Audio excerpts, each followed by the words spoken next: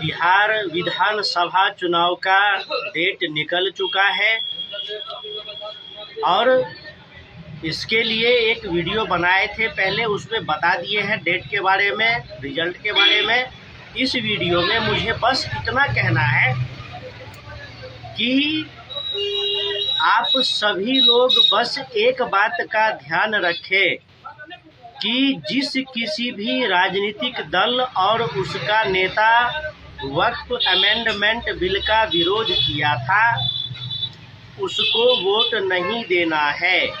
सबको पता है कि वक्फ बोर्ड इस देश में भू माफिया है, जमीन जिहाद करता है और उसको कांग्रेस ने तुष्टीकरण की राजनीति के कारण, जो पहले से मोहम्मद अली जिन्ना, लियाकत अली, महात्मा गांधी, जवाहरलाल नेहरू का जो एक गठजोड़ गठबंधन था कि नेहरू जी भारत के प्रधानमंत्री बन जाएंगे और जिन्ना पाकिस्तान के आका बन जाएंगे और सब मिल बांट करके राजनीति करेंगे।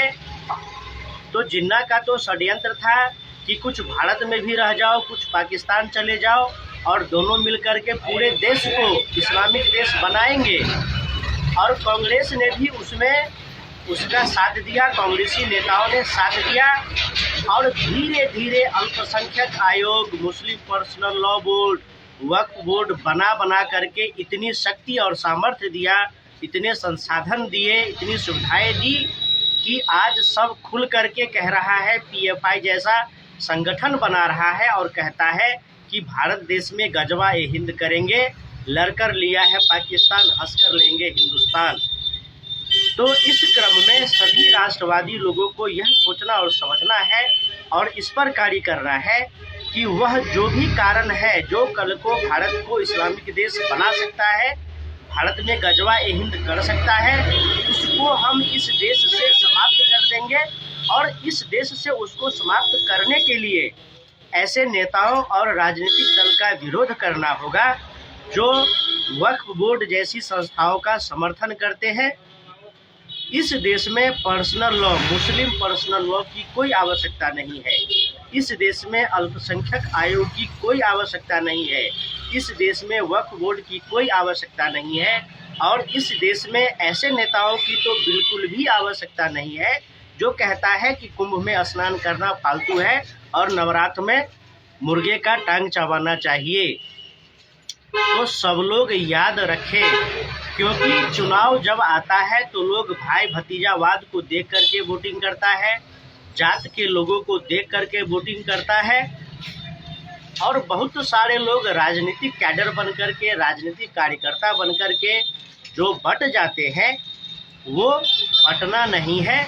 और याद रखना है कि जो भी सनातन विरोधी कार्य करता है, जो भी सनातन विरोधी कार्य करता है तो निश्चित रूप से वह राष्ट्र विरोधी कार्य करता है, क्योंकि सनातन हिंदू धर्म और भारत राष्ट्र एक दूसरे के पूरक है। यह मैं कई सारे वीडियो में बताता हूं और आगे भी बताता रहूंगा। बस आप लोग मेरे वीडियो को लाइक कीजिए, कमेंट कीजिए, शेयर कीजिए, अधिक से अधिक लोगों तक वीडियो को पहुंचाइए और सभी लोगों को बताइए कि इस देश में और हर राज्य में, बिहार में भी जब विधानसभा चुनाव का आप मतदान करने के लिए जाते हैं तो स्मरण रखिए कि बहुत से राजनीतिक दल हैं जिनके नेता और उस राजनीतिक दल का पूरा विचारधारा ही जो सनातन विरोध पर टिका है, उस सबको वोट नहीं देना है।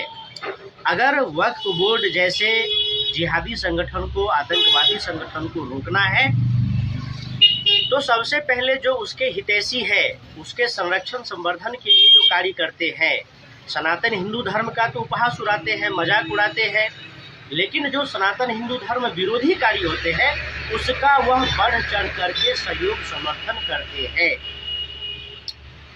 तो राजद हो गया, कांग्रेस हो गया, कोई वामपंथ है और जो AIMIM है, यह सब राजनीतिक दल है जो बिल्कुल ही सनातन विरोधी है। और इसके पीछे जो तथ्य और तर्क यह है कि जब देश का संविधान धर्मनिरपेक्ष है तो किसी के लिए अलग से कोई प्रावधान क्यों, किसी धर्म विशेष को, किसी मजहब विशेष को अलग से कोई प्रावधान क्यों है, विशेषाधिकार क्यों है जब सेक्युलर है? तो या तो सेक्युलर रहे, अगर सेक्युलर है तो किसी मजहब विशेष को कोई विशेष प्रावधान नहीं मिलने चाहिए। अब शोषण होता है तो कोई शोषण होता है के नाम पर बहुत सारे विशेषाधिकार लेता है, उसका नाजायज फायदा उठाता है। तो और दूसरी बात मित्रों कि जब देश आज़ाद हुआ तो आज़ादी से कुछ वर्ष पहले से इस बात की चर्चाएं होती थी, विचार मंथन इस बात पर होता था कि अब तो देश आज़ाद हो जाएगा, लोकतांत्रिक व्यवस्था आएगी। लोकतांत्रिक व्यवस्था आएगी तो फिर चुनाव होगा, मतदान होगा, तो मतदान होगा तो फिर मतपत्र बनेंगे, जो चुनाव वोटर लिस्ट होता है वह बनेगा। और जब वोटर लिस्ट बनेगा तो बहुत सारे नेताओं ने, राजनीतिक दलों के कार्यकर्ताओं ने वोटर लिस्ट का अध्ययन किया। तो जब उन लोगों ने अध्ययन किया तो पाया कि चूँकि वर्ण व्यवस्था तो हमारे देश में सदियों से है, वर्ण व्यवस्था हमारे देश में सदियों से है, ब्राह्मण, क्षत्रिय, वैश्य, शूद्र। तो ब्राह्मण, क्षत्रिय, वैश्य, शूद्र में भी गोत्र के आधार पर, मूल के आधार पर सबका अपना एक पहचान है, विभाजन नहीं है, पहचान है। लेकिन जब उस समय मतपत्र बनाए, उस समय जब मतपत्र बनाए जा रहे थे, उसका अध्ययन हो रहा था, तो मतपत्र बन रहे थे, तो उस समय भी यह लोग विचार मंथना कर रहे थे कि इस वर्ण का इतना वोट है, इस वर्ण का इतना वोट है, यानी कि वर्ण व्यवस्था जो है। तो जब वोटर लिस्ट पढ़ते हैं तो उसमें नाम होता है, उसका टाइटल होता है। तो यह सब पढ़ करके नेताओं के विचार में आया कि जब हम रणनीति बनाएंगे, एक सूत्र बनाएंगे कि कहाँ से कितना वोट हमको मिल सकता है, क्योंकि राजनीतिक दल बनेंगे तो एक ही दल नहीं बनेंगे, बहुत सारे दल बनेंगे, फिर बहुत सारे नेता होंगे।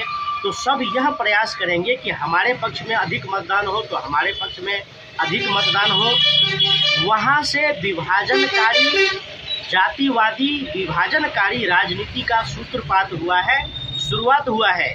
वहाँ से दलित सवर्ण का, अगड़ा पिछड़ा का जो थ्योरी है चला है, और फिर केवल वोट बैंक के लिए, तुष्टीकरण के लिए अलग से किसी को शोषित पीड़ित घोषित कर दिया, तो किसी को शोषण करने वाला, उत्पीड़न करने वाला घोषित कर दिया, सवर्णों में बांट दिया, दलितों पिछड़ों में बांट दिया। और उस समय से देश में राजनीति होने लगी, क्योंकि ब्राह्मण या क्षत्रिय जो है उनकी संख्या शुरू से ही कम रहा है इस देश में।